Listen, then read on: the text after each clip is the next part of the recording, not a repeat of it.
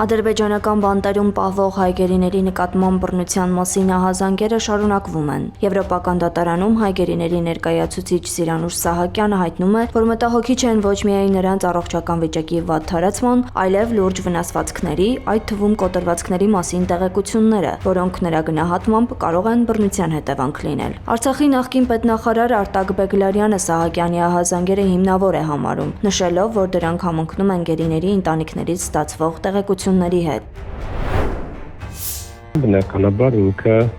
լրացիչ տվյալներ ունի, հատկապես ընտանիքների հետ կապի միջոցով։ Ես էլ որոշակի տվյալներ ունեմ, բնականաբար նաև Տիկին Սահակյանի հետ տարբերաբար համագործակցելով, աշխատելով ու ընտանիքների հետ կապ պահելով, որ տարբեր ահազանգեր ու հիմնավոր կասկածներ կան բռնությունների, խոշտանգումների եւ ֆիզիկական եւ հոգեբանական։ Բեգլարյանի խոսքով վերադարձած գերիների վկայություններն ու միջազգային իրավապաշտպան կառույցների փաստաթղթերը վկայում են, որ հայ գերիների նկատմամբ բռնությունն ու անմարդկային վերաբերմունքը համակարգային բնույթ ունեն։ Նրա գնահատմամբ յուրաքանչյուր օրը, որ նրանք մնում են ադրբեջանական բանտերում, վտանգ է նրանց առողջության ու կյանքի համար։ Նաև վերջին վերադարձված գերիների հետ իմ շփումներն են, այդ թվում Վիգեն Էլչեքջյանի ու Վադիվ Խաչատրյանի հստակորեն ցույց է տալիս այդ օրինաչափությունը, տեղյակ է, որ Տիկին Սահակյանը մյուս երկու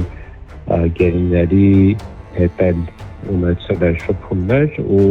նրանց վկայություններն էլ են ապացուցում, որ շարունակաբար եղել են բռնության դեպքեր։ Ամերիկայի Միացյալ Նահանգների ներկայացուցիչների պալատի արտաքին հարաբերությունների հանձնաժողովը կոչ է արել Ադրբեջանին անհապաղ ազատ արձակել հայ պատանդներին։ Ամերիկայի Հայդատի հանձնախմբի գործադիր տնօրեն Արամ Համբարյանն էլ հայտարարել է, որ հայ պատանդների ազատ արձակումը արցախահայության անվտանգ վերադարձ է եւ Հայաստանի տարածքից ադրբեջանական զորքերի դուրսբերումը պետք է լինեն խաղաղության նախապայմաններ, ոչ թե բանակցային ճնշման միջոց։ Մենք կարևոր առաջընթաց ենք գրանցել, բայց առջևում դեռ երկար ճանապարհ կա անցնելու։ Մենք չենք դադարելու պայքարել, մինչև մեր բոլոր պատանդները տուն չվերադառնան։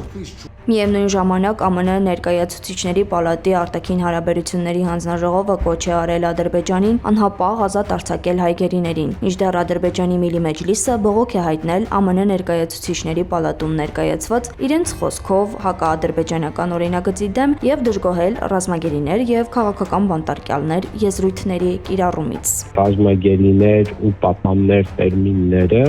միայն մենք չենք օգտագործում, միջազգային հայտնի իրավապաշտպան կազմակերպություններ, քաղաքական կառույցներ, պարլամենտներ հենց հայ բանտարկյալների վերաբերյալ կիրառում են եւ ռազմագերիներ եւ պատաններ։ Հիշեցնեմ օրինակ Եվրոպական պարլամենտի մի քանի բանաձևեր, որտեղ հստակորեն նշված է hostages անգլերենից թարգմանաբար պատաններ տերմինը, պլյուս բազմաթիվ այլ փաստաթղթեր, որտեղ war prisoners, այսինքն կամ prisoners of war, այսինքն ռազմագերի տերմինն է կիրառվում, հետևաբար այստեղ որևէ բանավեճի տեղ ես չեմ տեսնում։ Մինչև օգոստոսի 31-ը Ադրբեջանը պետք է մարդու իրավունքների եվրոպական դատարան ներկայացնի հայ գերիների պահման պայմանների եւ առողջական վիճակի վերաբերյալ փաստաթղթեր։ Բեգլարյանն այն կարծիքին է, որ միջազգային ճնշումներն ավելի շատ կանխարգելիչ ազդեցություն ունեն, բայց դրանք չեն կարող երաշխավորել գերիների ազատ արձակումը։ Ազատ արձակման համար անհրաժեշտ է քաղաքական կամք եւ գերիների հարցը պետք է դառնա բանակցային գործընթացի առաջնահերթություններից մեկը։ Անահիտ Սարգսյան, Գեղամ Ղազարյան, ABC Media։